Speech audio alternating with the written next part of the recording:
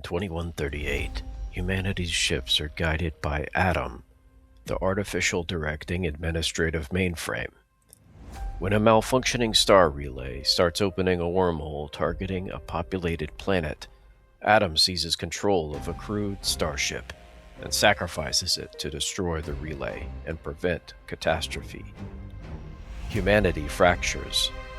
1/3 hail Atom as a savior, the newly formed technologist conglomerate. 2/3 condemn it for overriding human will, the Old Guard, Unitera. The next day, civil war erupts, the conflict that would be known as the Spark. Objective: fortify solar systems. The goal is to be the first player to gain 4 victory points by fortifying solar systems. The center solar system is worth 2 victory points. All other solar systems are worth 1 victory point. Win by either fortifying the center plus 2 outer systems, or by fortifying 4 outer systems. Victory is also achievable by disabling all of your opponent's ship systems. Since turns always occur simultaneously, mutual destruction is possible.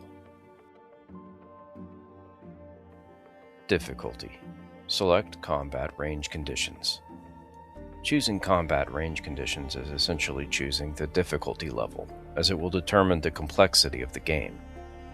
Basic mode is recommended for beginners until they've mastered the rest of the game elements. Basic mode. Range between ships is ignored. As such, players may ignore the range condition and positioning components of every tactical action. Advanced mode. Tactical actions may require your ship to be close aboard to your opponent or could be delayed at range. This makes positioning vital. The star map. Choose 6 solar systems. Solar systems have modifiers that alter the game's base rules. Players secretly choose one system from their solar system deck, then place it on the table. Both reveal simultaneously. If they match, both go to a discard pile. If different, both cards go into the map deck. Players remove their copy of the opponent's card that went into the map deck. Repeat until there are 6 unique solar systems in the map deck. If you run out of cards, shuffle the discard pile and one player deals off the top until the map deck has 6 unique systems. Then shuffle the map deck and deal it face up in a star pattern. Center first, then top, top left, top right, bottom left, and last, bottom right. Ship class. Determine number of tactical actions. Players either agree upon a ship class they will both use for the game or select it at random. Players then obtain their corresponding faction's ship cards and place them on the table outside of the star map. Ship systems. Every ship has 3 systems: armaments, engines, and support. Every ship system has a power level between 1 and 3. The power level of each system determines how many tactical actions you can play with it per strategic turn, tactical action effectiveness, such as damage and duration, and its maximum health, the power level times 3. Begin. Choose your first target. Players secretly choose a launch card from the strategic action deck to indicate which system they want to enter. They then play them face down on the table.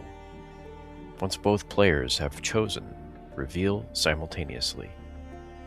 After revealing, players move their ship cards next to the corresponding solar system card in the star map. Basic mode. Exact placement of ship cards near a solar system doesn't matter for the entirety of the game. Advanced mode. Ship cards should be placed on opposite sides of the solar system card, starting at range. During combat, they may become close aboard, at which point ship cards should be on the same side. Fortifying. Secure victory points. If you launch into a solar system with an opponent, skip to 9, Combat. If you launch into a solar system without an opponent, it is uncontested. You may play any strategic action. Let's suppose you select Fortify. Successful fortification. Your opponent did not launch into your solar system on the same turn. Place a damage and claim card under the solar system card, allowing only your faction icon to be visible. Your opponent may no longer launch here. Failure. Your opponent launched in and interrupted your action. Skip to 9, Combat. Guarding. Ambush your opponent. You suspect your opponent is going to launch into your solar system and interrupt your fortification, so you choose to guard. If your opponent does launch into your solar system on this turn, Guard will grant you a free tactical action when combat begins. Example: you and your opponent have a frigate, so you both normally get 6 tactical actions per strategic turn. Since you were on guard when your opponent launched in, when combat begins, your opponent must pass on the first tactical action. You may play any tactical action on turn 1 that cannot be countered. Combat. Destroy or rout your opponent. When in the same solar system as your opponent, combat must begin and will not end until either one or both ships either choose the retreat tactical action or are incapacitated. A strategic turn is divided into tactical turns equal to the total power of your ship's 3 systems: armaments plus engines plus support. In a tactical turn, both players secretly choose a tactical action card, place them face down in a neutral play area, then reveal simultaneously. Resolve effects, then place tactical actions above their respective ship systems. If a system's power is spent, rotate it 90 degrees to exhaust it.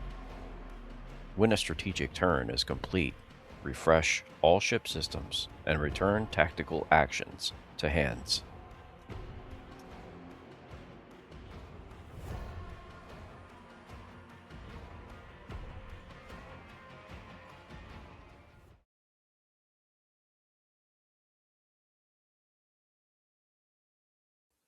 The Tactical Action Reference card describes all of the icons on a tactical action card. Ship systems are indicated at the very top left corner. To its right, a power modifier. This is often a negative number. The power modifier determines how much to add or subtract from your system power to determine damage done, or for how many turns a nullify effect will stay in play. Modified power may not fall below 1. The effect positions, or icons, indicate what type of effect happens with this card. Usually these have a target, such as your opponent's possible tactical action, or your opponent's ship system. Effects are damage, nullify, boost, repair, and retreat. The target of damage is always the opponent, whereas nullify targets damage itself, or actions or systems. Boost always targets your next tactical action. It is possible to have 2 effects. Both might come into play, or one of the 2 may come into play. If there is a target for effect 1 or for effect 2, it will appear to the right of that effect icon. Some actions have an additional effect or are flexible. For example, evasive maneuvers allows you to nullify either opponent action, fire plasma cannon, or targeted shot. The ship target icon will be either your ship or the enemy ship, indicated by a normal ship, which is yours, or a ship with a reticle on it, which is your opponent. Actions can either target your own ship, your opponent, or either. For example, launch drones can target either your own ship with repairs or your opponent for damage. Range. Your default position is at range when you start combat. Some actions can only work when close aboard to opponent on the current turn. Some actions will be delayed until the following turn, if not currently close aboard. Note that this is only in effect during advanced mode of play. Reposition. At the bottom left of every tactical action card, it indicates whether you will end the action close aboard to your opponent, indicated by two arrows pointing toward the center, at range from your opponent, indicated by arrows pointing outward, or no change, indicated by no icon. Positioning always occurs after the action completes. Some tactical actions only work or work more immediately when close aboard. Inversely, you may want to increase range to prevent your opponent's action from succeeding. If you and your opponent play tactical actions with opposite reposition values, they cancel each other out. If you play a tactical action card that has a close aboard reposition icon, but your opponent's tactical action card has no icon in that area, your repositioning takes precedence. The same goes for at range.